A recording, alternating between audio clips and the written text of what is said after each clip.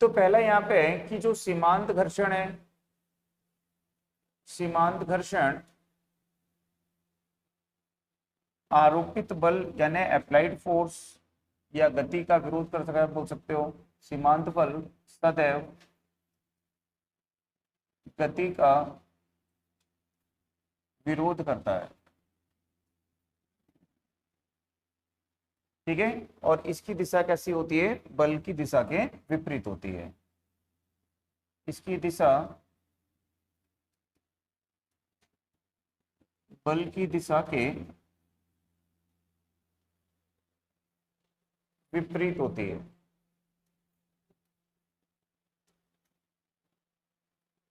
दूसरा, यह वस्तुओं के संपर्क सतहों की प्रकृति पर निर्भर करता है।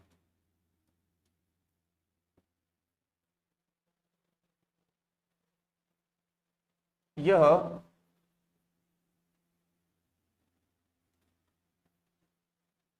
संपर्क सतहों के क्षेत्रफल व उनकी आकृति पर निर्भर नहीं करता है, ठीक। और चौथा यहाँ पे है कि सीमांत घर्षण अभिलंब प्रतिक्रिया यानी नॉर्मल रिएक्शन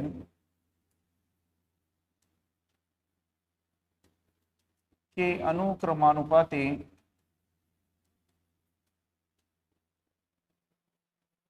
यानी डायरेक्टली प्रोपोर्शनल होता है, ठीक।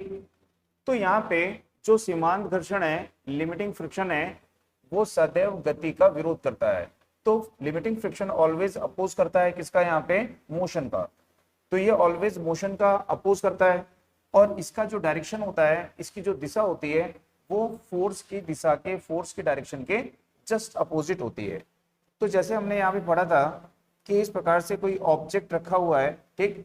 तो इस ऑब्जेक्ट पर यदि हम यहाँ पे फोर्स अप्लाई कर रहे हैं, ठीक है, तो ये कैसा है? अप्लाइड फोर्स है, आरोपित बल है। तो इसके अपोजिट कौन वर्क करता है? यहाँ पे फ्रिक्शन।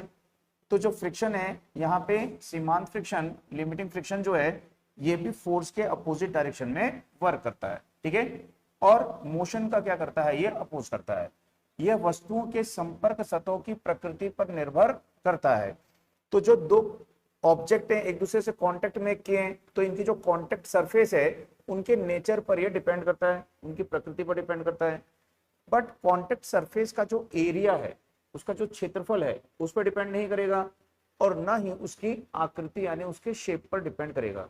तो कांटेक्ट सरफेस के शेप एंड एरिया पर डिपेंड नहीं करता है, ठीक। दूसरा, सीमांत घर्षण अभिलंब प्रतिक्रिया के अनुक्रमानुपाती होता है। तो यदि हम देखेंगे कि जो ये बॉडी है, वस्तु है, इस सरफेस पर प्लेस्ड की गई है, तो इसका जो वेट होता है mg, वो नीचे वर्क करेगा। और इसके अपोजिट क्या होता है? यहाँ पे रिएक्शन फोर्स होता है, प्रतिक्रिया बल होता है। तो यहाँ पे जो सीमांत घर्षण होता है, ये सीमांत घर्षण है, तो ये इस अभिलंब प्रक्रिया के क्या होता है? डायरेक्टली प्रोपोर्शनल होता है। तो इसको क्या बोलते हो? अभिलंब प्रतिक्रिया या नॉर्मल रिएक्शन बोलते हैं। तो सीमांत घर्षण जो होता है, इस अभिलंब प्रतिक्रिया के अनुक्रमानुपाती यहाँ पे होता है। तो डायरेक्टली प्रोपोर्शनल टू तो होता है यहाँ पे नॉर्मल रिएक्शन, ठीक। अब इस प्रोपोर्शनलिटी साइन को ओपन करेंगे तो यहाँ पे हमको एक मिलेगा कांस्टेंट, एक नियतांक मिलेगा। और इस कांस्टेंट को, इस नियतांक को यहाँ पे बोलते हैं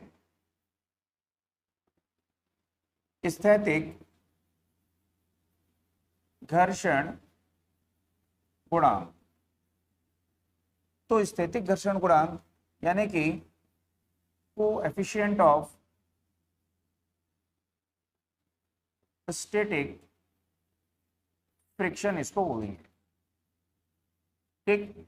तो स्थैतिक घर्षण गुणांक कोएफिशिएंट ऑफ स्टैटिक फ्रिक्शन इसको यहाँ पे बोलते हैं, एफ एस से इसको यहाँ पे डिनोट करते हैं।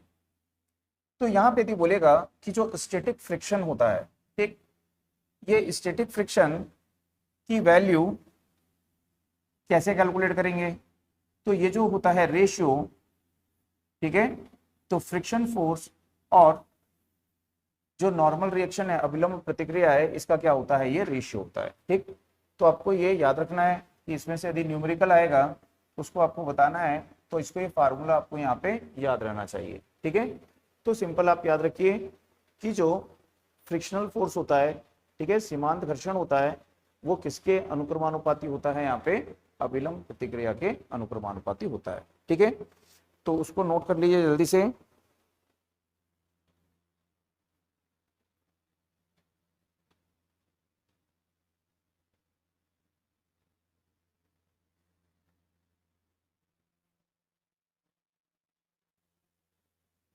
ठीक, अब इसी में यहाँ पे देखेंगे कि जो गतिज घर्षण होता है उसके लिए भी ये सभी कंडीशन सेम होती हैं। तो यदि हम देखते हैं यहाँ पे गतिज या गतिक उसको बोलेंगे, गतिज या गतिक जो घर्षण है, यानी कि काइनेटिक फ्रिक्शन है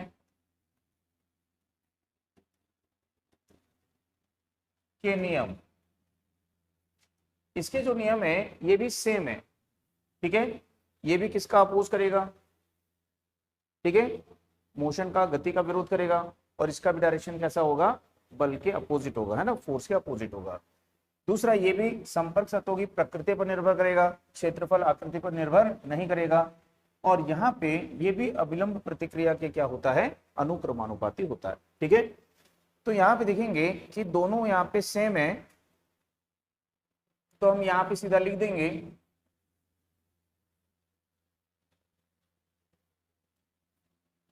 कि गतिज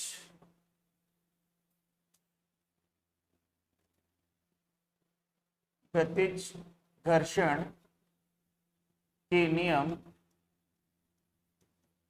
सीमांत घर्षण के समान होते हैं, ठीक है। तो यहाँ पे दोनों के जो नियम है वो यहाँ पे समान है। बस उसके बाद बस हम ये कि यहाँ पे लिखेंगे कि जो गतिज घर्षण होता है, गतिज घर्षण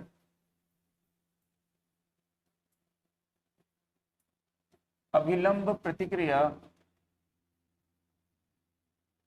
यानी नॉर्मल रिएक्शन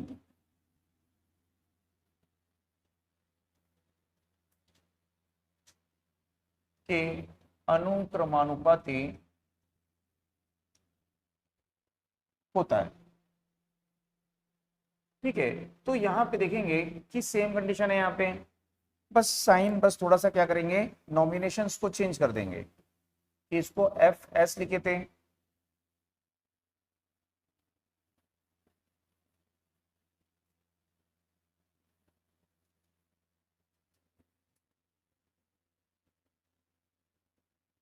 तो इसको अब हम क्या कर देंगे, यहाँ पे एफ के कर देंगे, के यानी क्या हो गया, काइनेटिक हो गया, ठीक है।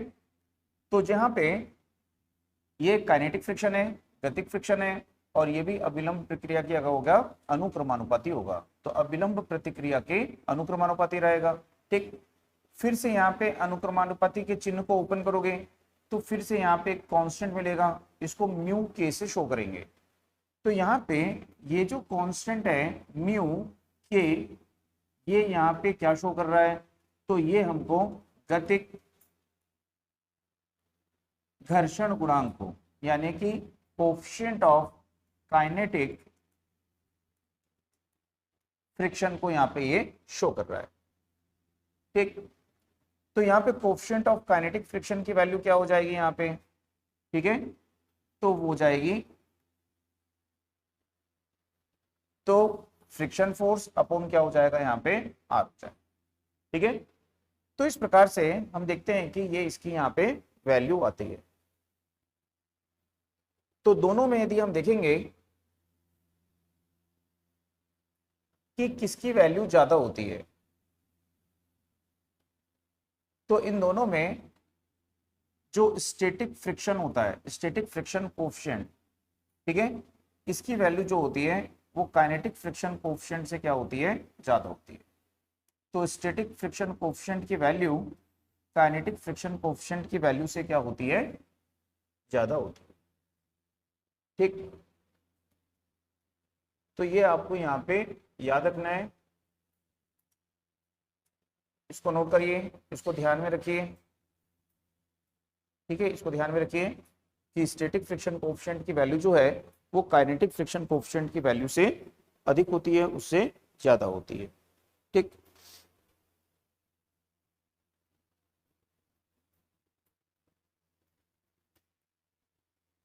तो इसकी वैल्यू क्यों ज्यादा होती है, तो उसका कारण यह है कि यहाँ पे जो स्टैटिक फ्रिक्शन होता है ये भी काइनेटिक फ्रिक्शन से क्या होता है, तो स्टैटिक फ्रिक्शन की वैल्यू काइनेटिक फ्रिक्शन से ज्यादा होती है, इसलिए static friction coefficient kinetic friction coefficient से ज्यादा होता है।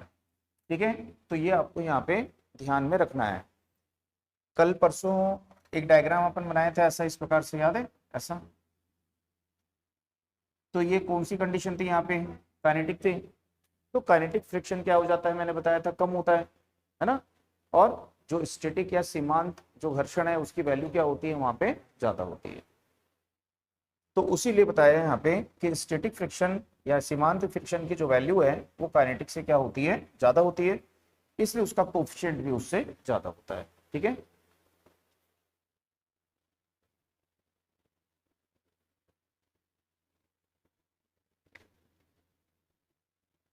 हो गया।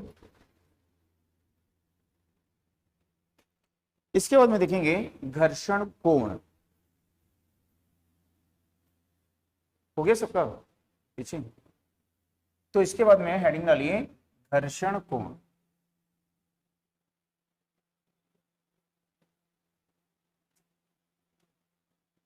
तो घर्षण कोण का मतलब है फ्रिक्शन एंगल। तो घर्षण कोण फ्रिक्शन एंगल को यहाँ पे लैम्डा से शो कर रहे हैं। ठीक, अब ये फ्रिक्शन कोण या फ्रिक्शन एंगल का मतलब क्या होता है कि जैसे मान लीजिए कोई एक सरफेस है, ये सतह है, और इस सतह पर ये कोई एक वस्तु है, एक वस्तु यहाँ पे रखी हुई है।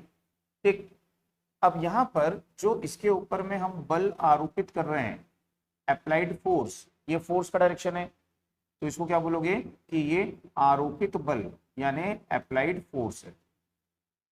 किसके ऊपर आरोपित बल है, ये इस पिंड के ऊपर, इस बॉडी के ऊपर में। तो जब हम इधर फोर्स अप्लाई करते हैं तो इसके अपोजिट कौन वर्क करता है, यहाँ पे एफ एस, फ्रिक्शन वर्क करता है, तो ये फ्रिक्शन है। ठीक है, दूसरा हमने पढ़ा है कि ये इस ऑब्जेक्ट का, वस्तु का वेट है यानी कि mg, जो नीचे वर्क करेगा, और इसका जो रिएक्शन फोर्स है वो इसके परपेंडिकुलर यहाँ पे वर्क करेगा। ठीक है, तो ये नॉर्मल रिएक्शन है यानी कि जो अभिलंब प्रतिक्रिया है न्यूटन का तीसरे नियम से। ठीक, तो यहाँ पे देखेंगे कि जो ये फ्रिक्शन फोर्स है, स्टैटिक फ्रिक्शन है, और जो अभिलंब प्रक्रिया है ना, अभिलंब जो यहाँ पे प्रतिक्रिया है, इन दोनों का रिजल्टेंट लेंगे। रिजल्टेंट कैसे लेते हो, जितनी लंबाई इसकी है उतनी लंबाई इसके पैरेलल में, जितनी लंबाई इसकी है उतनी लंबाई उसके पैरेलल में, यहाँ पे ऐसा बना दोगे सदिश, और इनका क्या ले लोगे, यहाँ पे रिजल्टेंट ले लोगे, इनका परिणामी ले लोगे। ठीक है, तो ये किसका परिणामी हो गया, किसका रिजल्टेंट हो गया, तो अभिलंब प्रतिक्रिया और सीमांत घर्षण।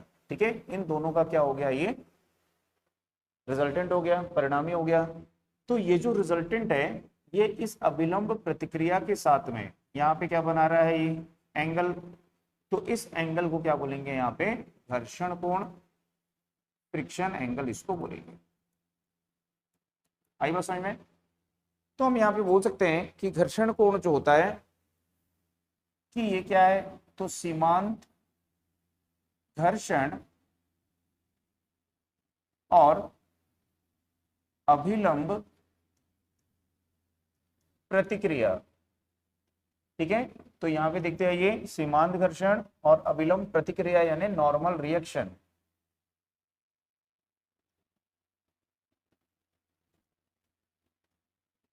का परिणामी, परिणामी यानी होता है रिजल्टेंट,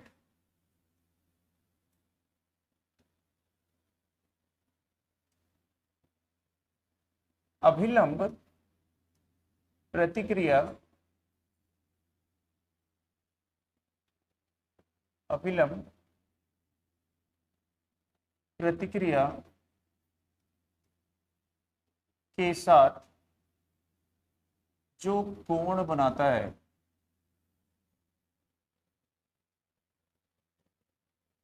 उसे घर्षण कोण कहते हैं। तो उसको फ्रिक्शन एंगल कहते हैं।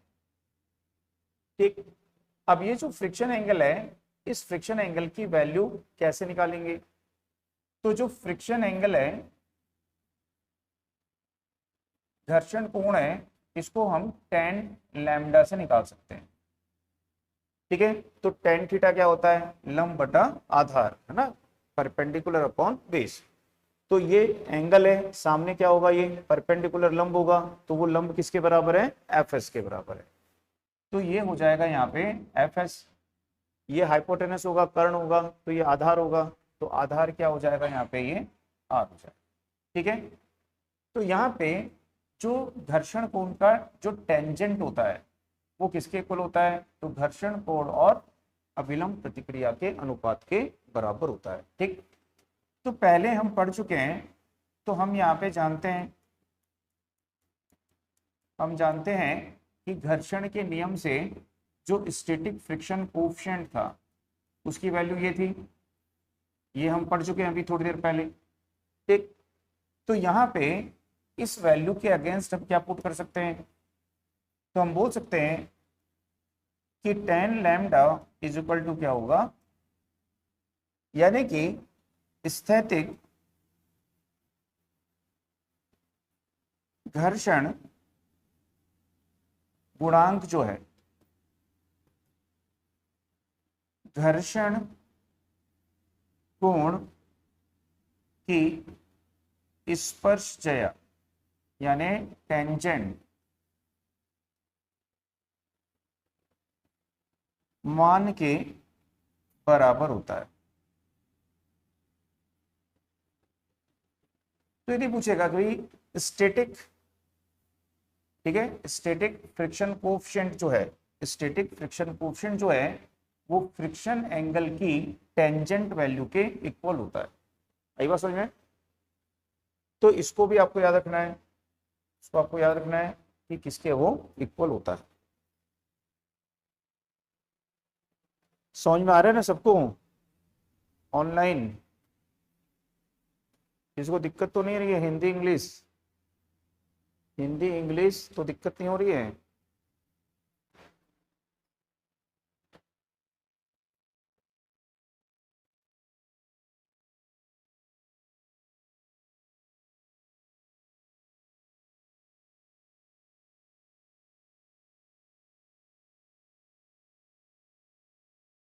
ठीक, इसको नोट करिए। तो सबको समझ में आया कि विराम कोण या एंगल रिपोज के लिए हम क्या देखेंगे यहाँ पे कि ये क्या है? हॉरिजॉन्टल लाइन है, क्षैतिज रेखा है, और इससे ये एक स्लोप है, और ये जो स्लोप है इसको बोलते हैं नत समतल, हिंदी में इसको नत समतल बोलते हैं। तो ये जो नत समतल है, ये नत समतल क्षैतिज से कितने डिग्री के कोण पे है? थीटा डिग्री के कोण पे है, और इसके ऊपर में हमने ये एक ऑब्जेक्ट को, एक वस्तु को इसके ऊपर में रख दिया। ठीक, तो हम देखते हैं कि इस कोण पर ये जो वस्तु है स्लाइड नहीं कर रही है, स्लिप नहीं कर रही है, वो विराम अवस्था में, स्थिर अवस्था में है। तो वह अधिकतम कोण, ठीक है, नत समतल का क्षैतिज से वह अधिकतम कोण जिस पर इस पे रखी हुई वस्तु जो है वो विराम अवस्था में रहती है, स्लाइड नहीं करती है, उसको क्या बोलते हैं? विराम कोण। इससे जैसे ही थोड़ा भी कोण बढ़ेगा तो ये क्या करने लगेगा? स्लाइड करने लगेगा। तो विराम कोण का मतलब है वह अधिकतम कोण जिस पर ये वस्तु कैसी अवस्था में रहेगी? नत समतल के ऊपर में, स्थिर अवस्था में, वो इसके ऊपर स्लाइड नहीं करेगी। जैसे ही ये कोण इससे थोड़ा भी बढ़ेगा ये स्लाइड करना स्टार्ट कर देगी। ठीक। अब यहाँ पे देखेंगे कि जो वस्तु है, इस वस्तु का ये जो घटक है, ठीक, वस्तु का भार है ये W इज इक्वल टू क्या होता है mg। ये कैसे कार्य करता है, सीधा ऊर्ध्वाधर, ठीक है, इसके कारण गुरुत्व बल इसको बोलते हो। अब ये जो गुरुत्व बल है, अब यहाँ पे देखेंगे कि ये R क्या होता है, अभिलंब प्रतिक्रिया। और अभिलंब प्रतिक्रिया कैसी होती है, जो प्लेन होता है उसके लंबवत होती है। तो इस प्लेन के 90 डिग्री पे ये अभिलंब प्रतिक्रिया होगी। तो इस अभिलंब प्रतिक्रिया को कौन बैलेंस करेगा, तो इसको कौन बैलेंस करता है, तो इस वेट का एक कंपोनेंट है और वो है mg cos थीटा। तो वो इस अभिलंब प्रतिक्रिया के ठीक अपोजिट है ना। दोनों देखो स्ट्रेट लाइन है, इसका डायरेक्शन ये है, इसका डायरेक्शन ये है। तो इस वेट का mg का एक कंपोनेंट है mg cos थीटा, जो इसको क्या करेगा, बैलेंस करेगा। और इसी का जो दूसरा कंपोनेंट है mg sin थीटा, वो इस स्लोप को नीचे धकेलेगा और ये इसके ऊपर क्या कर रहा है, फोर्स अप्लाई कर रहा है इसके मोशन के लिए। और इसके अपोजिट कौन काम करेगा, फ्रिक्शन फोर्स। तो ये स्टैटिक फ्रिक्शन जो होता है वो गति के अपोजिट होता है, अप्लाइड फोर्स के अपोजिट होता है। ठीक है, तो समझ में आया ये।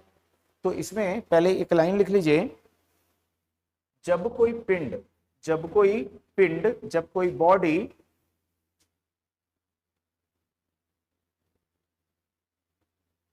किसी नत समतल, किसी इंक्लाइन, किसी नत समतल, किसी इंक्लाइन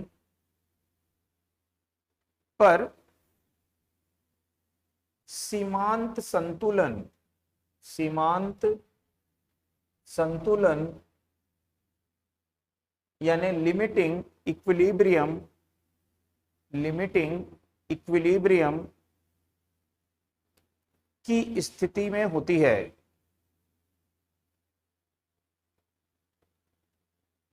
की स्थिति में, कंडीशन में होती है।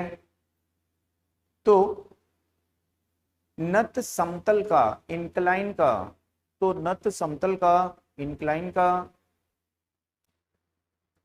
क्षैतिज के साथ, हॉरिजॉन्टल के साथ, क्षैतिज के साथ, हॉरिजॉन्टल के साथ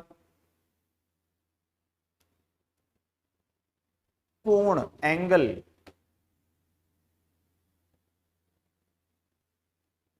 विराम कोण कहलाता है, एंगल ऑफ रिपोज कहलाता है, विराम कोण कहलाता है, एंगल ऑफ रिपोज कहलाता है। पैराग्राफ चेंज कर लिखिए, यदि विराम कोण को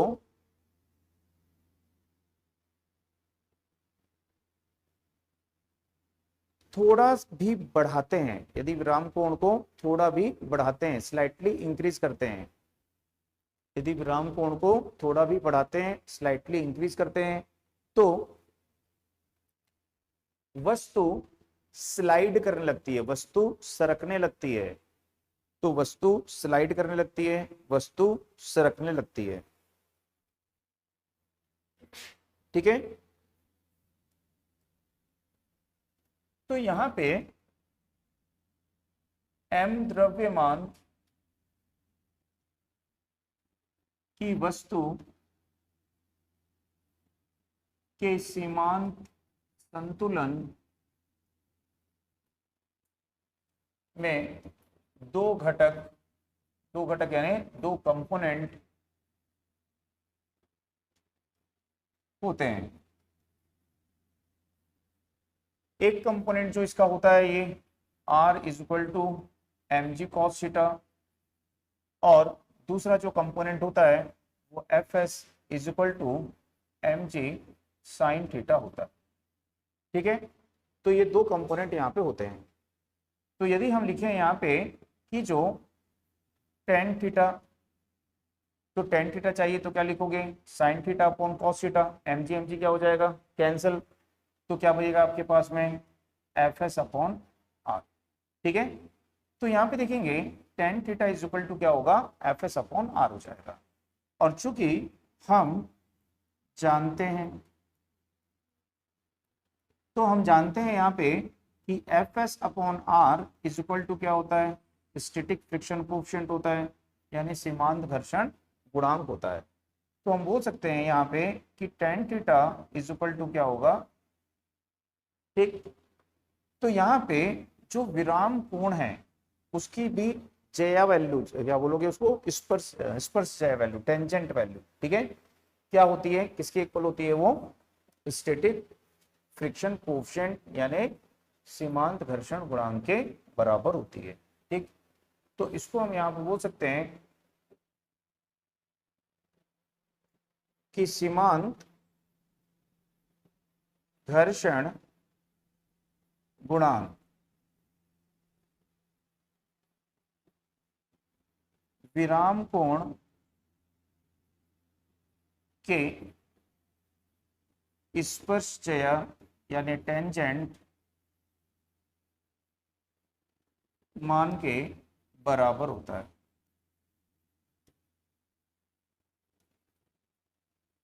है कि नहीं।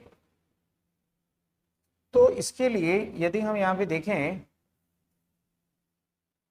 कि अभी थोड़ी देर पहले हमने वहां पे देखा था कि जो tan लैम्डा था, कौन सा कोण था, ये घर्षण कोण, ये भी किसके बराबर था, और tan थीटा ये भी किसके बराबर है, ठीक। तो इसलिए हम बोल सकते हैं कि tan lambda is equal to क्या होगा, tan थीटा, अर्थात लैम्डा इज इक्वल टू क्या होगा, थीटा। यानी कि जो घर्षण कोण है और विराम कोण है दोनों आपस में कैसे होते हैं, इक्वल होते हैं, ठीक है। इसको नोट कर लीजिएगा।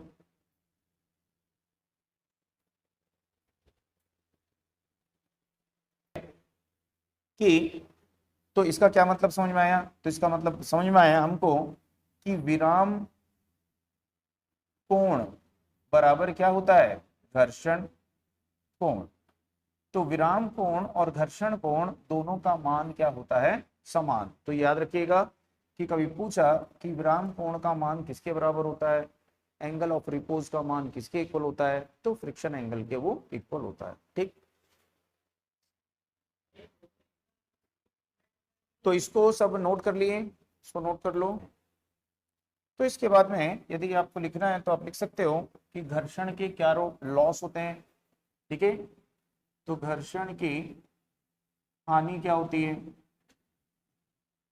तो हम बोलेंगे मशीनों में मशीनों के कलपुर्जे यानी पार्ट्स घिसते हैं।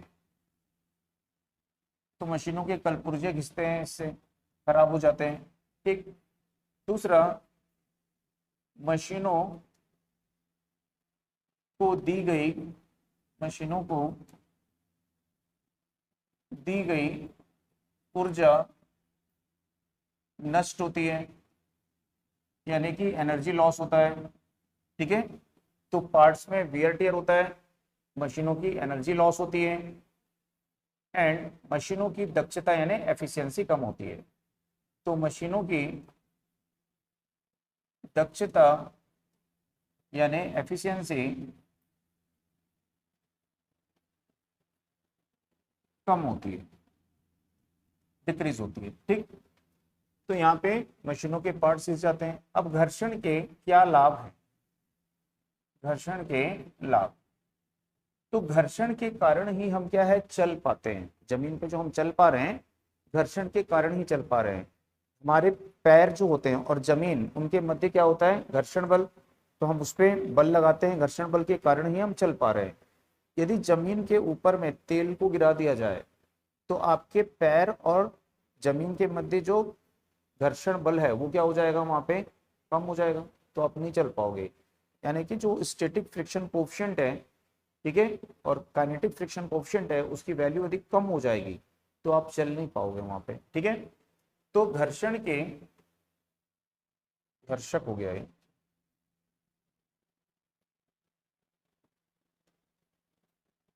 तो घर्षण के लाभ, तो घर्षण के कारण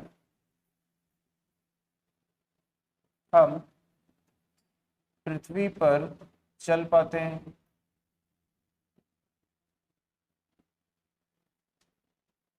ठीक है, भोजन चबा पाते हैं,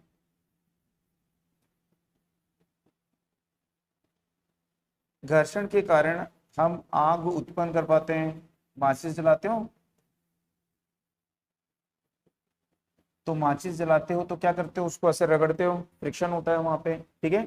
लाइटर जलाते हो, फ्रिक्शन होता है, तो फ्रिक्शन के कारण हम आग को उत्पन्न कर पाते हैं, ठीक है। इसके अलावा वाहनों में ब्रेक लगा पाते हैं,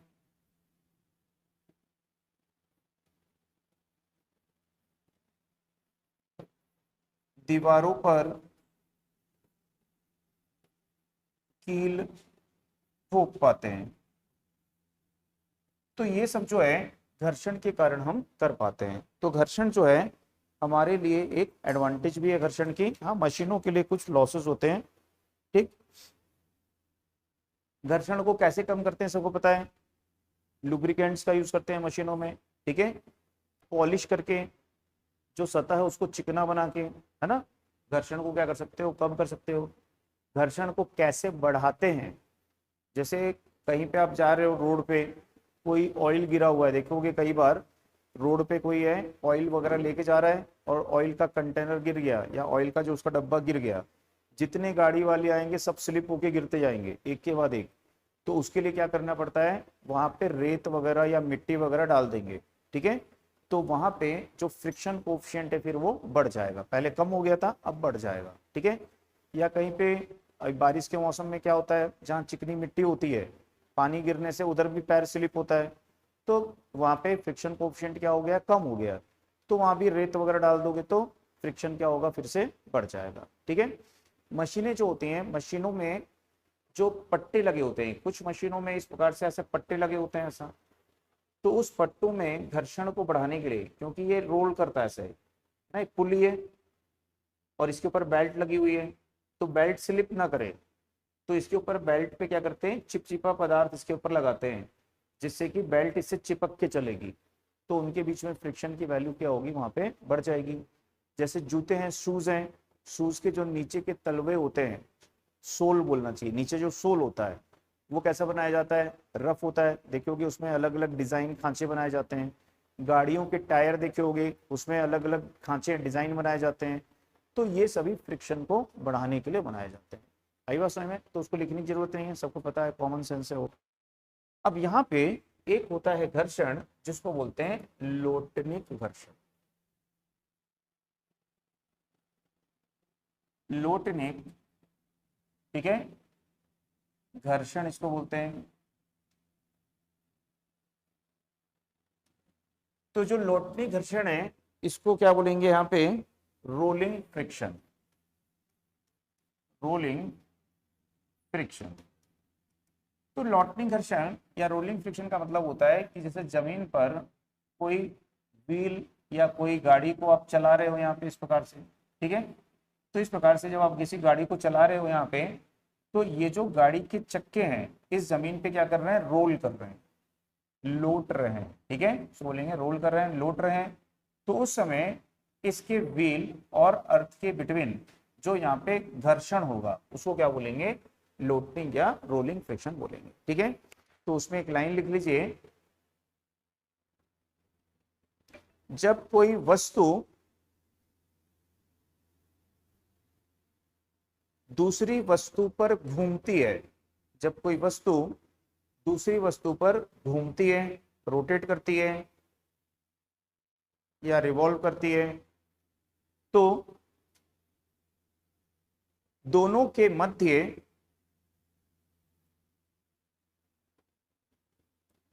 का घर्षण, तो दोनों के मध्य का घर्षण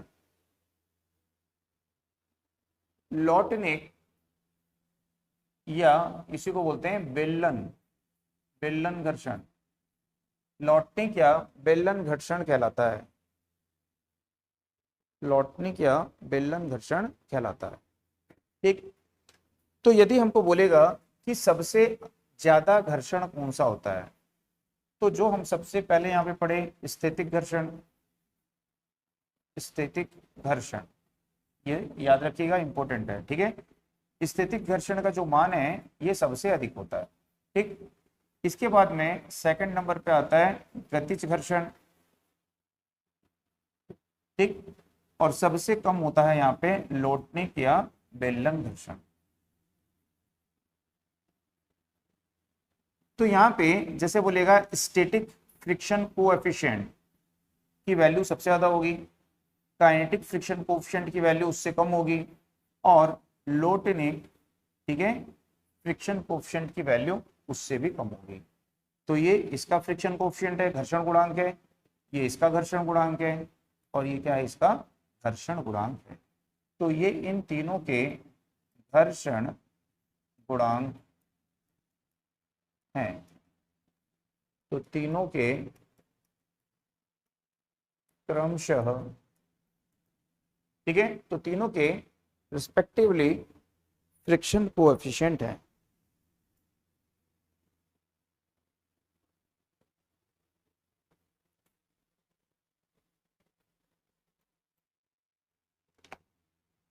ठीक है, तो यहाँ पे क्वेश्चन है,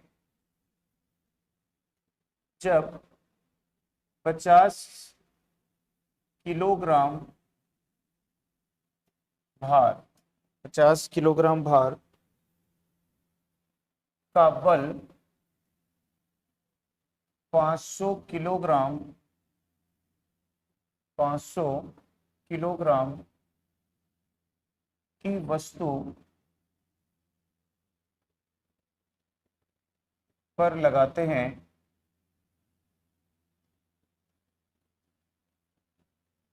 तो वस्तु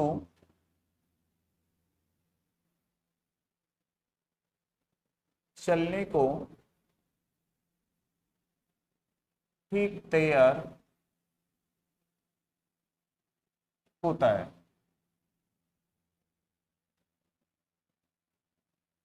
तो उनके मध्य घर्षण गुणांक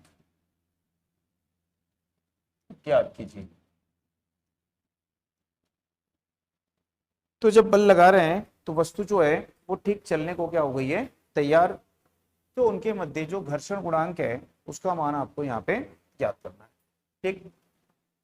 तो यहाँ पे कौन सा घर्षण गुणांक है, ठीक चलने को तैयार है तो सीमांत घर्षण। चलने को तैयार है तो कौन सा गुणांक होता है, सीमांत घर्षण। तो सीमांत फ्रिक्शन कोएफिशिएंट जो है ये किसके बराबर होता है, फ्रिक्शनल फोर्स अपॉन, ठीक है, तो नॉर्मल रिएक्शन अविलंब प्रतिक्रिया होती है। अब हम पढ़े हैं कि जो अविलंब प्रतिक्रिया होती है,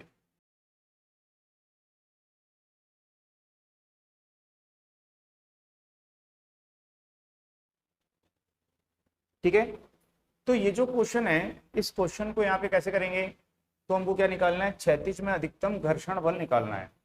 तो यदि देखेंगे कि सबसे अधिक घर्षण बल कहाँ पे होता है इस स्थिति में, तो सीमांत घर्षण है। ठीक है, तो सीमांत घर्षण का जो फार्मूला हमने लिखा है कि जो फ्रिक्शनल फोर्स होता है वो अविलंब प्रतिक्रिया की क्या होता है, अनुक्रमानुपाती।